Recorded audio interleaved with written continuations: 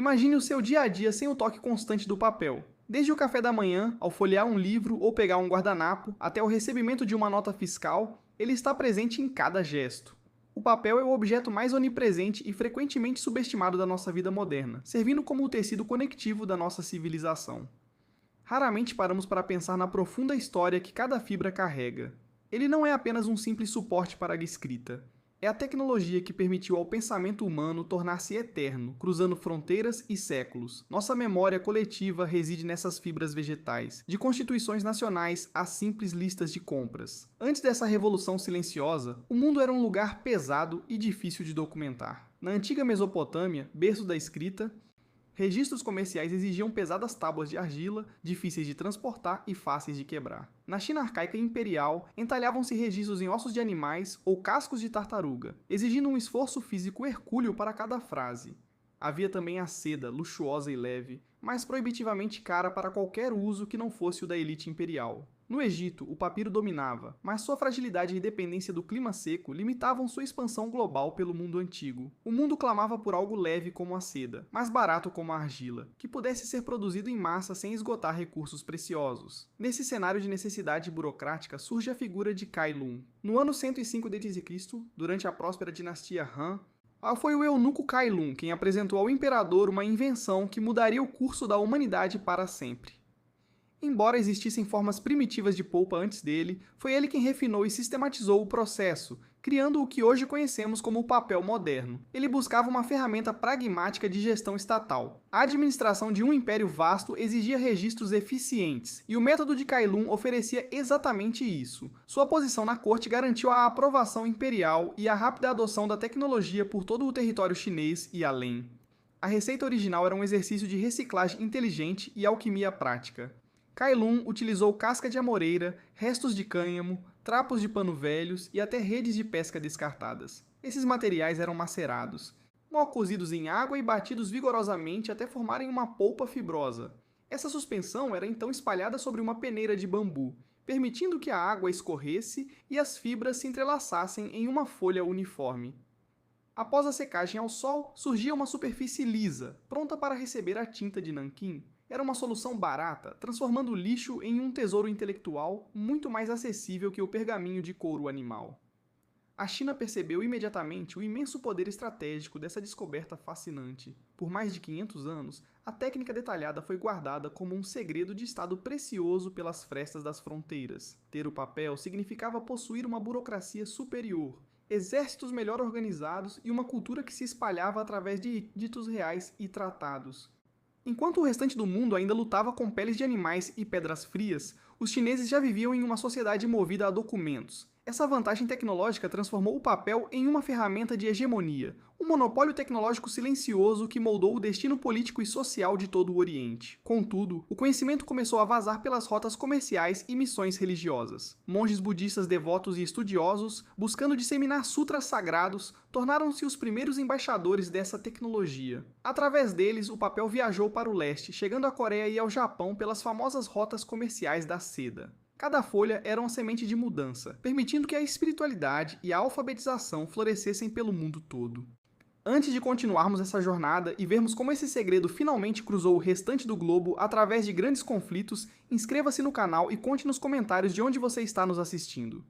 Esta expansão foi o prelúdio de um movimento global. O papel estava prestes a sair do isolamento asiático para enfrentar impérios no Ocidente, mas essa transição não seria pacífica. O segredo milenar seria testado em uma batalha épica que mudaria para sempre a geografia do conhecimento humano, transformando um privilégio imperial em um bem comum da humanidade. A fronteira entre o avanço tecnológico e o segredo de Estado foi finalmente rompida em um dos episódios mais dramáticos da história medieval. A Batalha de Talas, no ano de 751 d.C. Nas margens do rio Talas, e no território que hoje pertence ao Quirguistão, as forças em expansão do Califado Abássida colidiram com as tropas da dinastia Tang. Mais do que uma simples disputa por território ou controle das rotas de comércio da seda, esse confronto militar funcionou como um portal histórico por onde o conhecimento milenar do papel escapou dos chineses. Entre os prisioneiros capturados pelos árabes vitoriosos, encontravam-se artesãos habilidosos que dominavam a alquimia de Kai Lun. Levados para a cidade de Samarcanda, esses artesãos trocaram sua liberdade pela revelação do processo de fabricação. Foi em Samarcanda que a primeira fábrica de papel fora do domínio chinês foi estabelecida, marcando o início de uma revolução que transformaria o mundo islâmico e, eventualmente, toda a civilização ocidental. Os árabes, no entanto, e estes não foram meros receptores passivos dessa tecnologia, eles foram refinadores e inovadores geniais. Enquanto o papel chinês era frequentemente mais macio e poroso, ideal para tirar a aplicação de pincéis, os escribas do califado precisavam de uma superfície mais resistente que suportasse o rigor das canetas de junco e das tintas mais densas e pigmentadas. Para resolver isso, eles introduziram o uso do amido de trigo para o acabamento das folhas, um processo técnico chamado de colagem. Isso tornava a superfície do papel muito mais lisa e menos absorvente, permitindo que a caligrafia árabe florescesse com uma clareza visual sem precedentes. Essa inovação técnica permitiu que o papel deixasse de ser apenas um suporte burocrático para se tornar o combustível essencial da Era de Ouro Islâmica. Em Bagdá, a lendária Casa da Sabedoria tornou-se o epicentro de um movimento intelectual febril. Milhares de manuscritos sobre matemática, astronomia, medicina e filosofia clássica foram traduzidos e produzidos em uma escala que o caro pergaminho jamais permitiria. O papel era leve, fácil de encadernar em volumes e permitia a democratização do saber. A jornada do papel em direção ao Ocidente continuou através das rotas de comércio, cruzando o norte da África até alcançar a Europa através da Espanha mourisca e da Sicília. No entanto, a recepção inicial no continente europeu foi marcada por uma profunda desconfiança cultural. A Igreja Católica e as monarquias europeias mantinham uma lealdade ao uso do pergaminho, feito de pele de cabra ou ovelha. Para as autoridades eclesiásticas, o papel era visto como um material infiel, considerado frágil demais para documentos eternos e excessivamente associado à cultura islâmica. O pergaminho era proibitivamente caro e difícil de produzir, mas sua durabilidade era lendária. Foi necessária uma mudança lenta de mentalidade e a pressão crescente da necessidade administrativa para que o papel finalmente ganhasse espaço.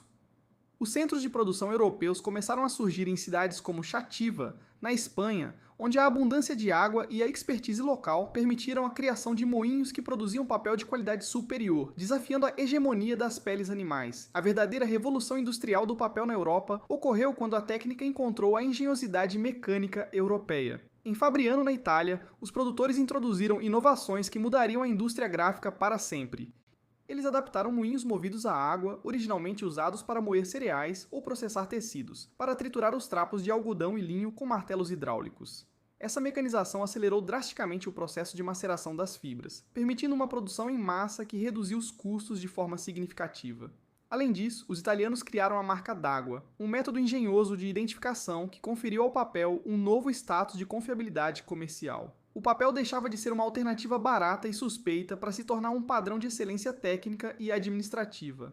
Contudo, essa expansão acelerada gerou um paradoxo que definiria a economia por séculos: a dependência absoluta dos trapos. Durante esse longo período, o papel não era feito de polpa de madeira, mas sim de roupas velhas, lençóis gastos e restos de tecidos descartados. O mundo vivia o que os historiadores chamam de fome de trapos. A produção de novos livros e documentos dependia diretamente do ritmo de descarte de vestimentas da população.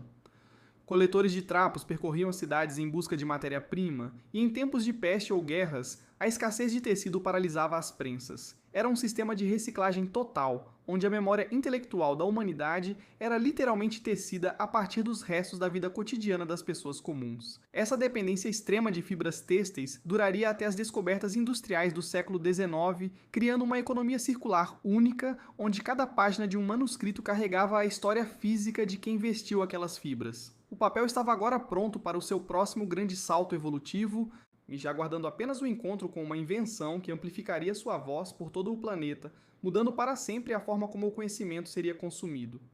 Essa abundância relativa de papel, embora ainda dependente de trapos, foi o terreno fértil onde Johannes Gutenberg plantou a semente da sua prensa móvel por volta de 1450. Sem o papel, a revolução da imprensa teria sido um projeto financeiramente inviável. Para produzir uma única Bíblia em pergaminho, era necessário o couro de aproximadamente 170 animais, um custo proibitivo que apenas a nobreza ou o clero podiam suportar. O papel, sendo mais fino e barato, permitiu que a prensa operasse em sua capacidade total. Pela primeira vez, A informação deixou de ser um riacho controlado por uma elite para se transformar em uma inundação de conhecimento que atingia as massas. Foi essa sinergia que deu asas à Reforma Protestante, permitindo que as ideias de Lutero viajassem mais rápido do que as autoridades podiam contê-las. O Renascimento e a Revolução Científica não foram apenas movimentos de mentes brilhantes, mas movimentos sustentados por páginas impressas. Galileu, Isaac Newton e Copérnico não escreveram apenas para seus pares, eles escreveram para um mundo que agora podia ler e questionar. No entanto, o sucesso do papel quase causou sua própria ruína no século XIX.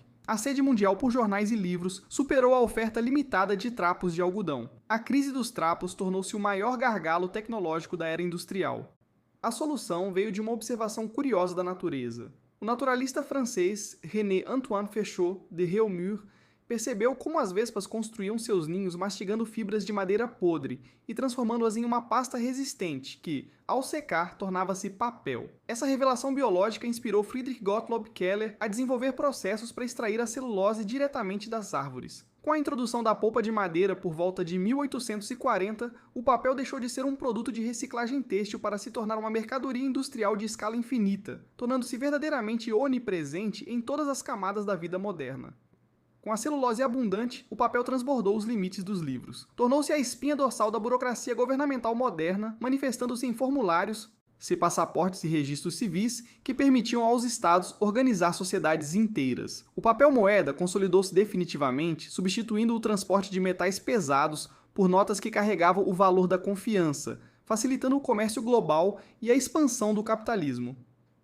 A publicidade ganhou vida através de cartazes vibrantes nas metrópoles, moldando a cultura de consumo em massa. O mundo moderno tornou-se um imenso arquivo de papel, onde cada transação e cada identidade possuíam um lastro físico. Ao chegarmos na década de 90, surgiu uma profecia tecnológica audaciosa, o escritório sem papel. Com computadores e internet, acreditava-se que as telas substituiriam definitivamente as fibras vegetais. No entanto, observamos um paradoxo fascinante. A facilidade de impressão e a explosão do comércio eletrônico, ato que exige bilhões de embalagens de papelão anualmente, mantiveram a demanda em níveis recordes históricos. O desafio agora é a sustentabilidade. A indústria celulósica busca equilibrar o consumo com o reflorestamento certificado e a reciclagem eficiente, consciente de que o impacto ambiental é o preço da preservação da nossa memória física e burocrática. Olhando para trás, desde as experiências iniciais de Kailun até as máquinas de fabricação contínua atuais, percebemos que o papel é o DNA da civilização humana. Ele é o suporte físico que impediu que nossas descobertas, sonhos e leis se perdessem no esquecimento. Cada folha que você toca carrega o peso de 2000 anos de engenhosidade e progresso. O papel permitiu olhar para o passado e projetar o futuro, servindo como o fio condutor da nossa alma coletiva. Na próxima vez que você segurar uma simples página de papel, lembre-se de que tem em suas mãos a maior ferramenta de liberdade já criada, a ponte invisível e tátil que une toda a humanidade através dos séculos de história.